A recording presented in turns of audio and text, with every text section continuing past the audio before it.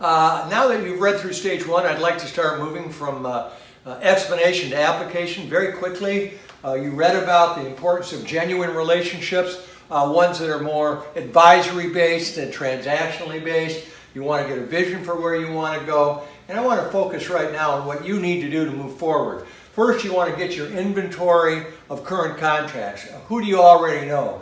And then develop a plan to generate more leads. Now, when you start putting your list together, think about the following areas. Certainly not exclusive, but some good starting points. Look at your client base, both current and past, and who do you most want to work with? Other professionals serving your clients, i.e., maybe you know some bankers or accountants or attorneys that work with your present clients.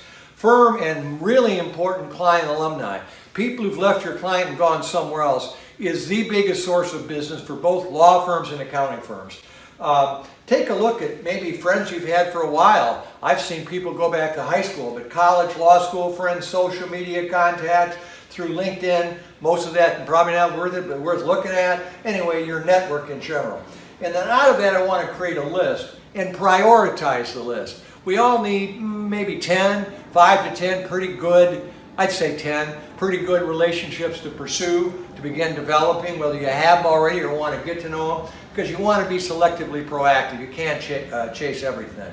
Now, I want to say, though, if you have to enhance, and almost everybody does at some point, enhance your current network, there are some things you can do. One size does not fit all. I'm not going to go into depth, but by networking, I simply mean staying in touch with people you already know. Prospecting, maybe identifying targets in certain areas that maybe somebody can introduce you to. Internal marketing, share with your colleagues what you do, what they do. Maybe you can help each other.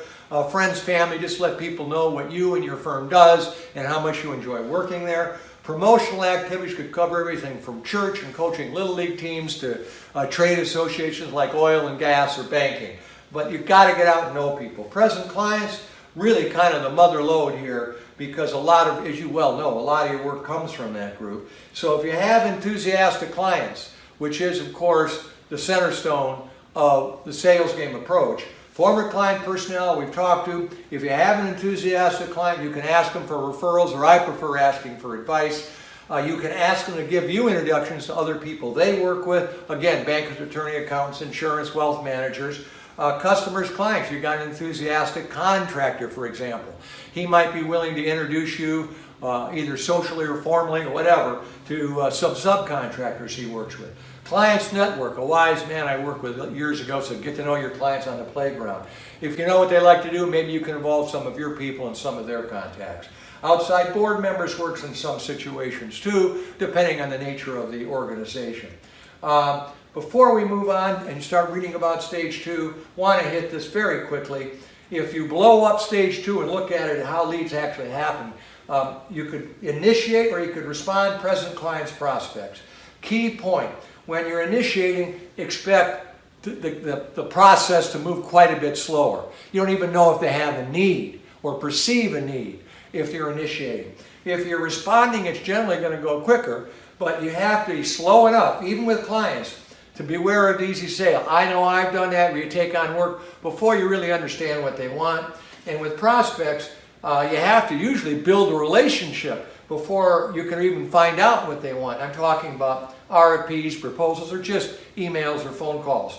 Now, having said that, be sure when you're initiating to focus on issues with present clients. Not what do we have to sell you, but what are the things you're worried about. If it's estate planning, I don't want to introduce estate planning as finding out how they're planning for the future in general.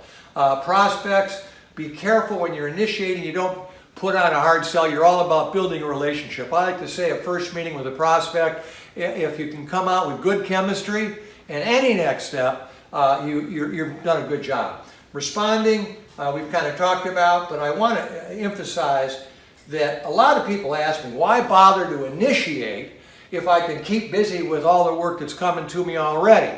And I understand that, but I will say that in order to create the client of your dreams, you do have to pick some way, use some time to initiate some opportunities to pursue. Okay, on to stage two.